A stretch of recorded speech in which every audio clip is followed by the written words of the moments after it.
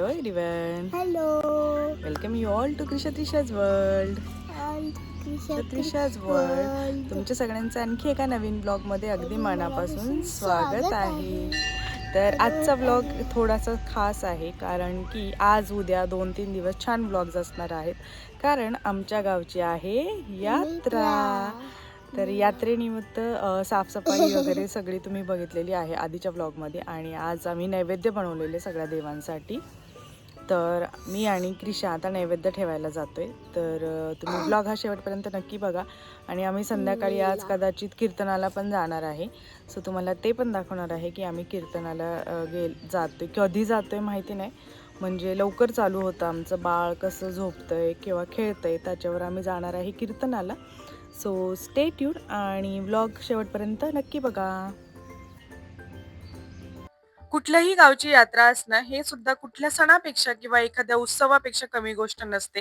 वर्षातून एकदाच येणारा हा दिवस असतो आणि त्यावेळेला आपण आपल्या गावातील सगळ्या देवी देवतांना नैवेद्य करत असतो. तर तेच आम्ही करतो आहोत. सकाळी आमचं सगळं आवरलेलं आहे आणि त्याच्यानंतर दुपारच्या वेळेलाच म्हणजे 12 वाजल्याच्या आसपासच आम्ही लगेच स्वयंपाकाला सुरुवात केलेली होती आणि आज पुरणपोळीचा नैवेद्य असणार आहे आमच्या सगळ्या देवी देवतांना.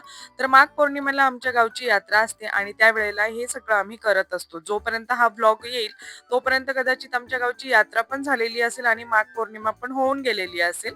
तर पुरणपोळीचं पुरण मी इथे आता बारीक करून घेते आहे आणि एका साईडला लगेच कटाची आमटी बनवत आहोत. तर आमच्या इकडे याला सार बोलतात, काही ठिकाणी कटाची आमटी बोलतात. तर इथे आता त्याची तयारी चालू आहे आणि बाळ आणि त्याची आत्या आजी कशी मध्ये मध्ये खेळतात ते पण पहा.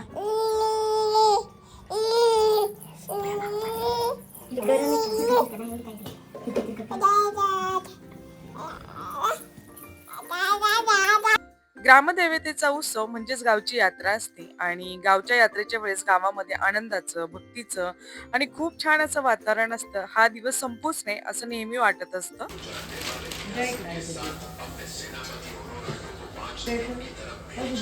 तर इथे आता आमचे सगळे नैवेद्य बनवून झाले आहेत. आम्ही 40-45 नैवेद्य बनवलेले आहेत सगळ्या देवींना, त्याच्यानंतर देवांना, ग्रामदेवतेला असे सगळे नैवेद्य बनवलेले आहेत. देवींना 7-7 नैवेद्य ठेवतो आपण, त्याच्यामुळे हे नैवेद्य अशा प्रकारे जास्त होतात.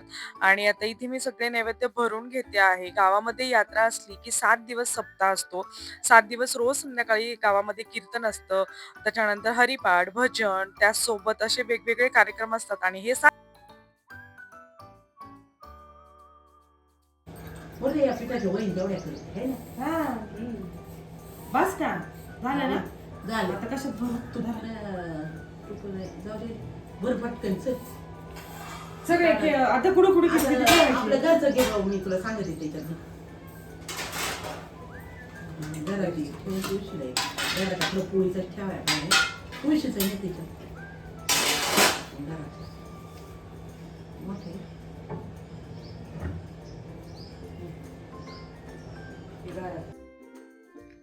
आता संध्याकाळचे 5 वाजलेले आहेत आणि आता मी निघालेली आहे नैवेद्य ठेवायला. तर मी सुरुवात केलेली आहे सगळ्या देवी देवतांना जाण्यासाठी. तर मी काही शूट केले ते सगळं तुमच्यासोबत शेअर करते.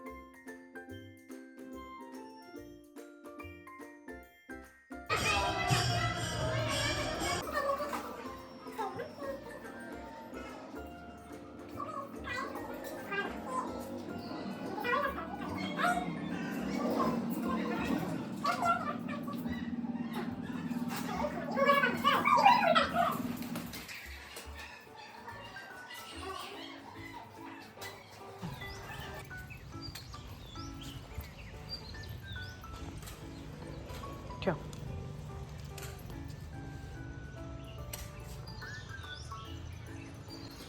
बाबा साफ करतात आहे का?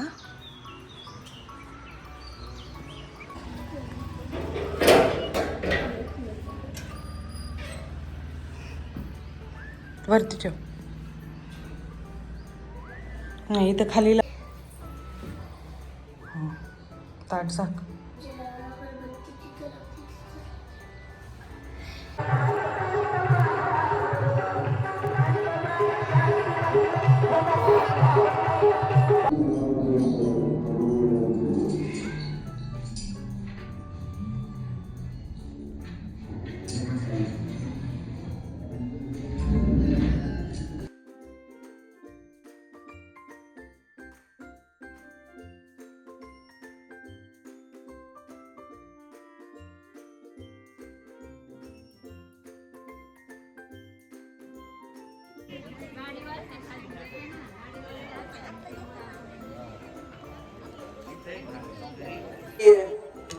अरे तुम्ही संन्यासाची कारडे आहात, चला इथून निघून चला.